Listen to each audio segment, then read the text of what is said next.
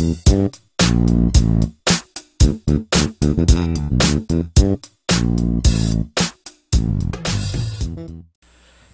안녕하세요.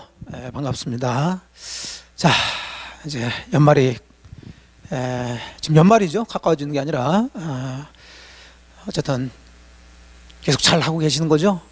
자, 오늘은 간단하게 지금 짧게 강의를 해서 올리는 부분들인데 이제 물권법을 좀 보도록 하죠. 그래서 물권법 중에서 조금 중요한 것들 중심으로 해서 인문과정이니까 너무 깊이 들어가지 마시고요. 자, 이렇게 틀을 좀 잡아놓고 거기다 자꾸 이제 그 살을 붙이시면 되니까. 자, 보시면 맨 처음에 보실 게 이제 물권법 총론 파트인데 전체적으로 물권법 총론에 대해서 좀 보셔야 될 부분들 중심으로 해서 개념 정도로 정리해 드렸어요. 자, 일단 가장 기본적으로 보셔야 될 건 이제 물권 법정주의다 해서 185조 얘기죠. 물권의 종류하고 내용은 법률 또는 관습법, 법이죠. 법에 의해서만 인정되는 거지 당사자 의사에 의해서는 만들어지지 않는다는 얘기죠. 창설할 수 없다. 이걸 물권 법정주의라고 그래요. 그래서 결국 이 조문이 우리 물권법의 가장 큰 대원칙이기 때문에 우리 물권법에 나와 있는 각종 조문들은 강행 규정이 많습니다. 법대로 해줘야 돼요. 법대로. 그러니까 강행 규정이 많으니까 그걸 배제하는 특약이나 약정하게 되면 무효가 많죠. 그러면 이제 물권법에서는 그냥 강행 규정이 많다라고 이렇게 밀어놓고 임의 규정에 해당되는 것들도 있어요. 이제 그런 것들 이제 잡아내시면 됩니다. 그러니까 비교해서 계약법에서 나오는 것은 계약 자유의 원칙에 의해서 임의 규정이 많다고 그랬으니까 굳이 임의 규정을 막 외울 필요는 없고 계약법에서는.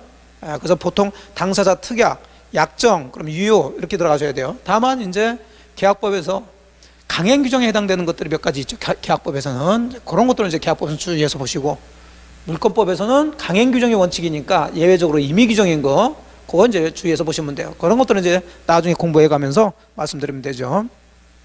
그럼 법에 의해서 정해진 물권의 종류로는 뭐가 있느냐? 특히 민법에서 우리가 배우실 민법의 물권의 종류는 8가지가 있죠. 잘 아시는 점유권, 소유권, 지상권, 지역권, 전세권, 유치권, 질권, 저당권. 자, 요것들을 하나씩 살펴보시고, 우리 시험에는 질권은 안 나옵니다. 7가지가 나오는데, 자, 처음 공부하신 분들은 이제 이 권리 자체를 조금 기억하시는 게 좋은데, 자, 이 8개 권리를 우리 또 대체적으로 어떤 식으로 구별하냐면, 우리 물권은, 자, 저하고 같이 이제 공부를 해보셨을 테니까 천천히 구별해 보죠. 가장 기본적인 점유권하고, 그 다음에 이 점유를 정당하게 하는 각종 권리들을 우리가 본권이라고 그런다. 본권. 소유권을 가지고 점유하게 되면 정당하죠. 그러면 그 물건에 대해서 점유하는 사람은 점유권도 가지고 있지만 소유권도 가지고 있더라는 거죠. 소유권을 이제 본권이라고 그래요. 또는 전세권을 가지고 있는 사람도 자기 건 아니라 하더라도 점유하는 거, 그거 정당하죠. 그러면 이제 전세권 같은 걸 우리가 본권 그럽니다. 결국 여기서 자르면 물권 같은 경우는 점유권과 나머지가 다 본권이라는 거예요. 자, 그럼 계속 정리해 보죠. 본권은 크게 소유권과 그 다음에 이 소유권의 내용 중에 일부를 제한하는 제한물권으로 나눠진다고 그랬고요.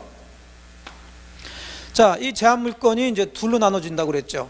즉 소유권의 내용이 크게 사용, 수익, 처분할 수 있는 건데, 사용, 수익하는 것을 수익하는 거, 이걸 이제 우리가 사용가치라고 그러고요. 처분하는 내용을 이제 교환가치라고 그러는데, 이 중에 사용, 수익하는 것을 제한하는 물건을 말 그대로 용익물권이라고 그러죠. 용익물권. 자, 용익물권에는 이제 3가지가 나오죠. 지상권, 지역권, 전세권.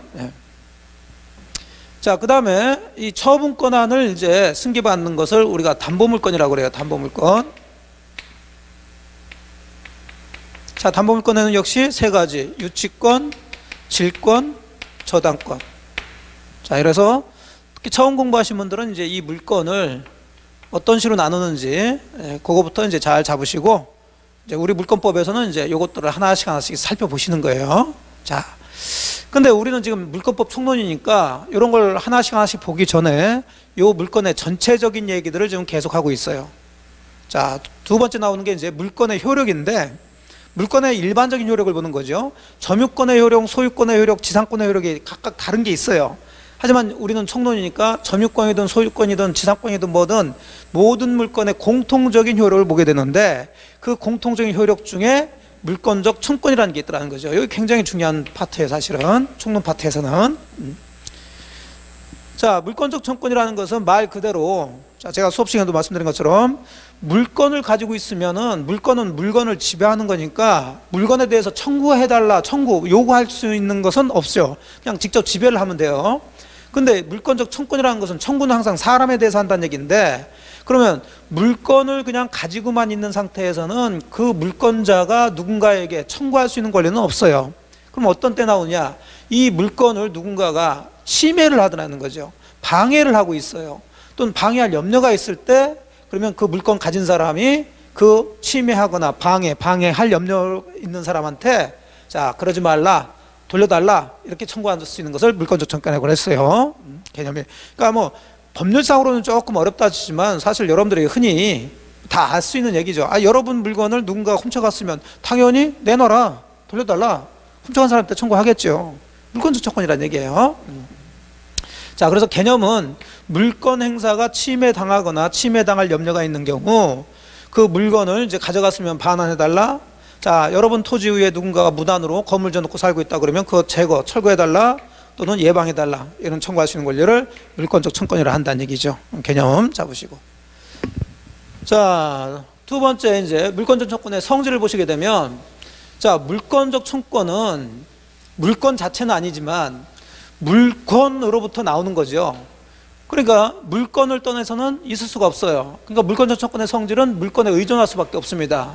자, 의존한다는 것은 결국 물건 자체가 이전되거나 소멸된다면 물권 청권도 거기 똑같이 따라서 이전되거나 소멸된다는 거예요. 자, 예를 들어서 여러분이 가지고 있는 토지가 있죠. 자, 이거 이제 소유권이란 물건을 가지고 있다는 건데, 만일에 의뢰한 사람이 무단으로 여러분 토지 위에 건물을 져놓고 살고 있다.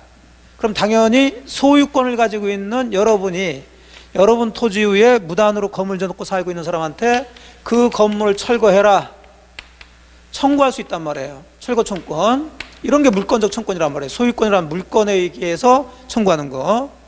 그러면 이 철거 청구는 이 토지 소유권 가진 소유자가 하는 거지, 만일에 이런 상태에서 갑이라는 사람이, 여러분이 아직 이 건물이 철거되지 않은 상태에서 그 토지 소유권을 병한테 넘겼다고요. 그럴 수는 있겠죠. 그러면 소유권이 넘어갔으면 그 소유권으로부터 나오는 이 철거 청권이라는 물권적 청권도 같이 넘어가는 거지, 여러분이 소유권은 넘기면서 나는 요 건물, 예전에 내 토지에 건물 진 사람, 요 사람 내가 그냥 둘 수 없다 해서 여전히 여러분이 이 건물에 대해서 철거해달라고 청구할 수는 없더라는 거죠. 같이 간단 말이에요. 그래서 항상 이제 나중에 구체적으로 배우실 때 그 물권적 청권을 행사할 수 있는 사람이 누구냐, 그걸 따지면 그냥 현재 물건을 가지고 있는 사람이에요. 현재 물권자. 그러니까 굉장히 단순한 구조가 되는 거예요. 막 이것저것 따질 것 없이 그냥 법대로만 생각하시면 돼요. 그럼 소유권에 의해서 물권적 청권을 행사한다 그러면 현재 소유자가 행사하면 돼요. 그럼 과거 소유자였던 사람은 이미 소유권을 넘겼으니까 물권적 청권을 행사할 수가 없지요. 당연히. 이런 식이에요. 또 같이 움직이기 때문에 물권적 청권을 물건 자체와 분리해서 또 물권적 청권만을 다른 사람한테 양도할 수는 없겠죠. 항상 물건과 물권적 청권은 같이 움직인다는 얘기, 같이 있어야 된다.